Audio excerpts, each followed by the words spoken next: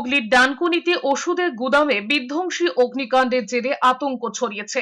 নিমিষের মধ্যে কালো ধোঁয়ায় ঢেকে যায় গোটা এলাকা।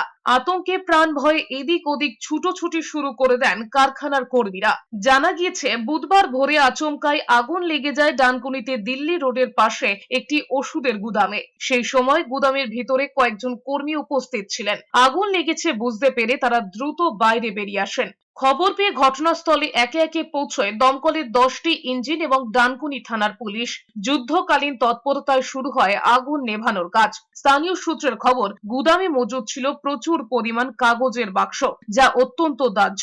এই কারণে আগুন দ্রুত ছড়িয়ে পড়ে। তবে অগ্নিকাণ্ডের ঘটনায় কেউ হতাহত হননি। ক্ষয়ক্ষতির পরিমাণ এখনো জানা যায়নি। প্রাথমিকভাবে দমকলের অনুমান শর্ট সার্কিট থেকে আগুন লেগে থাকতে পারে। আগুন মোটামুটি কন্ট্রোলে চলে এসছে। আগুন স্প্রেডও করবে না। আমাদের চারিদিক থেকে গাড়ি লাগানো আছে।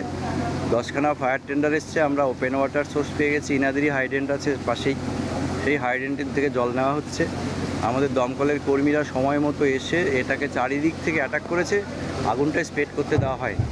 এদিকে মুর্শিদাবাদের ফারাক্কা ব্যারেজের ওপর 48 নম্বর গেটের সামনে একটি পণ্য বোঝাই লরিতে বিধ্বংসী আগুন লাগার ঘটনা ঘটে। এরপর ফারাক্কা বাঁধ প্রকল্পের সিআইএসএফ খবর দেয় দমকল বাহিনীকে। দমকলের 2টি ইঞ্জিন এসে আগুন নিয়ন্ত্রণের চেষ্টা চালাচ্ছে। ঘটনার জেরে 34 নম্বর জাতীয় সড়কে যানজট।